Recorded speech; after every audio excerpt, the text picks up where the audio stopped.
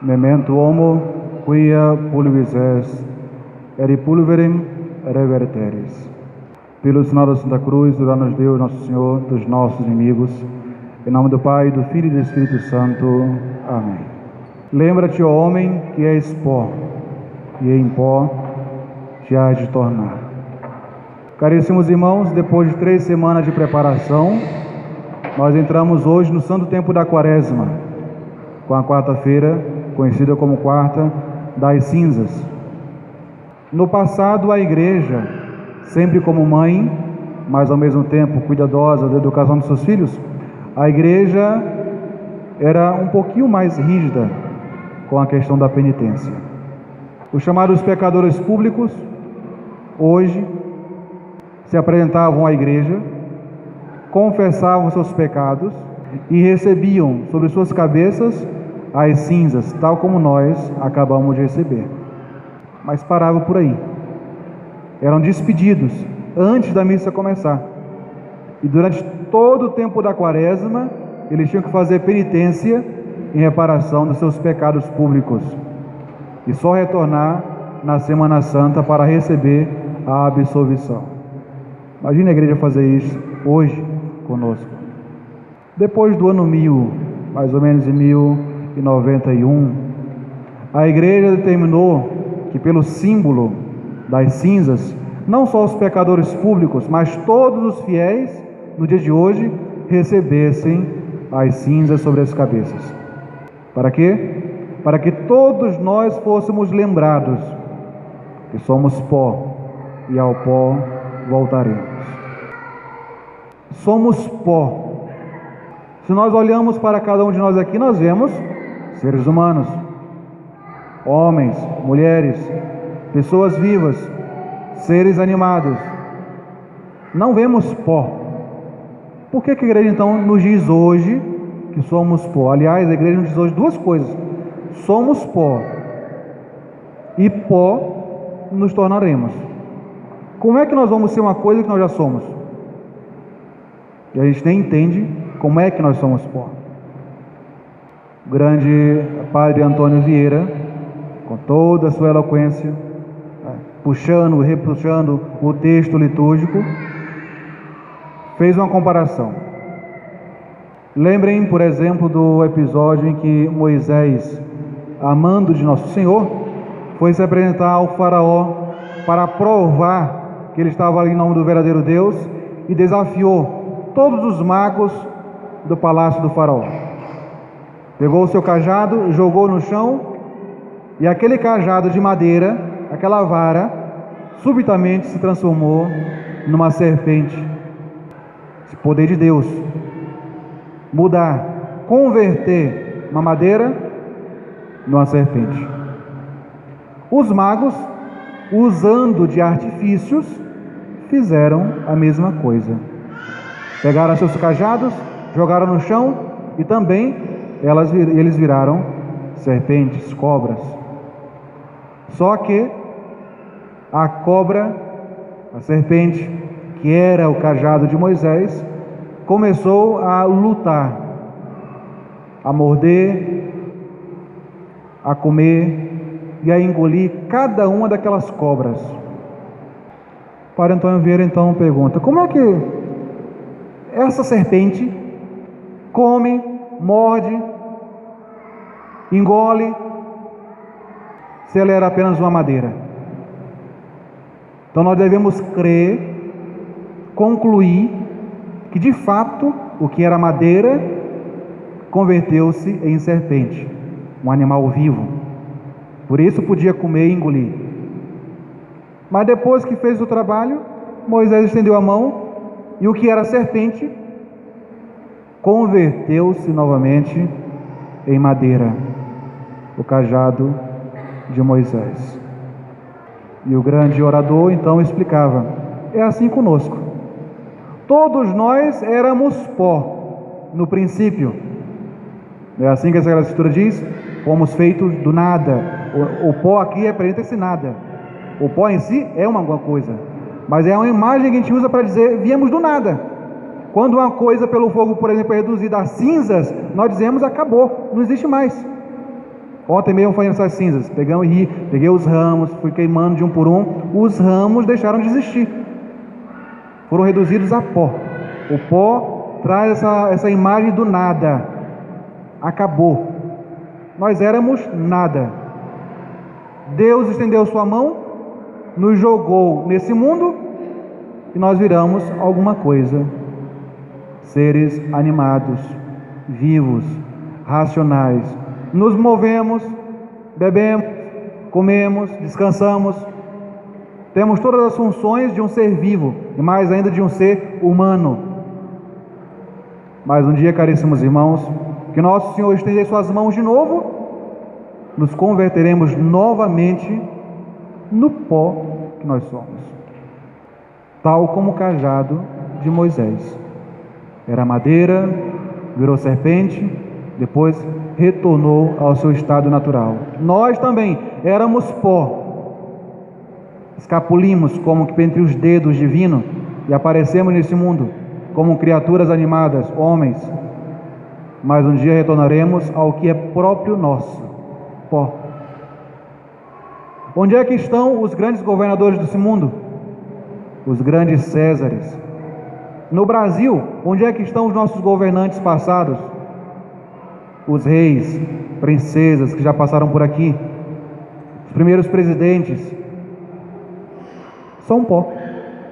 Os nossos parentes e amigos que já foram, onde é que eles estão agora? Tornaram-se pó. Os nossos móveis, roupas, animais, tudo, quando sai de uso, reduz-se a pó. Por isso a igreja hoje usa essa imagem do pó, da cinza, para nos lembrar o nosso estado atual, para nos lembrar o que nós éramos e para nos lembrar o que nós seremos no futuro. Pó. Pó esse que vai estar guardado numa laje muito bonita, às vezes de mármore, de uma outra pedra, de ferro, de madeira, mas igualmente pó. Pó esse que pode ser honrado, venerado, como os restos mortais dos mártires, dos santos, mas ainda aí são pó. Os inimigos da igreja, que pareciam vencer em certos períodos, reinaram, dominaram povos e hoje são pó. A grande mensagem que a igreja nos traz hoje é justamente essa: nos avisar, nos dar um puxão de orelha, nos advertir que nós não somos nada. Essa cinza, pouquinha, que o Padre coloca sobre a nossa cabeça, é para nos lembrar um monte de cinza que nós somos. São Francisco vai dizer com as palavras dele que nós somos um saco de vermes. Pó, somos nada. A beleza dos corpos que alguns possuem, um dia vai se transformar em pó. Esse corpo, hoje vestido com tanto mimo, né? Alguns exercitados com tanto primor, alimentados com tanta regalia, ou com tanto cuidado até para conservar melhor a saúde, um dia vai ser reduzido a pó. Não há como escapar. Portanto, a igreja nos lembra que somos pó, não é para nos meter medo, não é para nos jogar na cara o nosso nada, simplesmente, mas é para dizermos que nós temos pouco tempo para aproveitar. Enquanto nós somos como essa serpente, animados, podemos comer, beber, descansar, aproveitemos esse tempo para rezar, para jejuar, para praticar a penitência, ou seja, a partir de hoje, para fazer companhia a nosso Senhor, que entra deserto afora e com Ele passar esses 40 dias. Jesus, assim como nós somos representados por essa serpente do cajado de Moisés, Jesus é representado em outro momento por aquela serpente erguida em haste, serpente essa que era sinal de salvação. O povo de Deus na Sagrada Escritura é uma cópia fiel do que nós somos. estavam na escravidão do Egito. Deus envia Moisés, tira aquele povo, faz entrar no deserto, e o povo antes na escravidão, mas com acesso à carne, à cebola, a temperos, a certas regalias, no deserto sentiu-se incomodado, e por isso reclamava de Moisés e reclamava do próprio Deus. Castigo, Deus enviou serpentes para morder aquele povo, para picar aquele povo que depois morria subitamente. Moisés intercede e Deus dá como sinal uma outra serpente que devia ser erguida sobre uma haste em forma de cruz. Essa serpente do Antigo Testamento é figura de Nosso Senhor crucificado. Olhando para aquela serpente estendida na haste, erguida na haste, o povo que era picado, o povo que sofria o castigo por meio das serpentes, podia encontrar salvação. Nós, representados por aquela serpente do cajado de Moisés, podemos, picados pelo mal desse mundo, sofrendo a corrupção desse mundo, sofrendo as tentações desse mundo, sermos salvos contemplando Jesus estendido sobre a cruz. Mas para isso, para contemplar Jesus na cruz, é necessário que a partir de hoje nós coloquemos a caminho, acompanhando Jesus para o deserto, acompanhando Jesus no seu jejum, acompanhando Jesus na sua oração, com Jesus lutando contra o demônio. Não precisa que nós reconhemos a imagem do demônio, o capeta mesmo, o maioral lá dos apartamentos de baixo, mas os nossos demônios, a nossa gula, a nossa preguiça, a nossa fofoca, a nossa impureza, a nossa moleza na prática da religião, o querer sempre a coisa mais fácil, o querer em todas as coisas dar um jeitinho brasileiro para se sair bem. Esses demônios que nós criamos e alimentamos todo santo dia, são a eles que nós devemos combater em primeiro lugar. Porque o demônio, o capeta, o capiroto, o bicho ruim, só faz o que Deus permite. Ele não pode ir além do que Deus permite. E se ele faz, porque Deus permite, querendo tirar dali um bem maior. Agora, esses nossos demônios são crias nossas, são os nossos animais de estimação. Nós os criamos, os alimentamos, os protegemos, e nos dói querer expulsá-los da nossa casa. Nos causa incômodo. Hoje, por exemplo, um jejum entre aspas, né? Que às vezes na frente de um computador, na tela de um celular, na companhia de um amigo que nos agrada, nós perdemos horas e horas, perdemos até a hora de comer, mas falou que é jejum, minha saúde, como é que eu vou ficar esse dia inteiro e minha saúde vou prejudicar? Como se fosse um jejum de verdade. É um jejum com direito a um cafezinho, direito a uma refeição completa, direito a uma colação no final do dia, uma sopinha, uma coisinha assim. Esse jejum, se os nossos pais de antigamente ouvissem falar de jejum desse modo, ririam da nossa cara. Nós somos muito, desculpa a referência, somos muito Nutellas, somos muito lights. A nossa religião faz de tudo para que a gente possa fazer pelo menos o mínimo do necessário.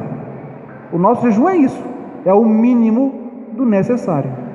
A igreja pede o mínimo para que a gente não fique sem fazer ao menos o mínimo.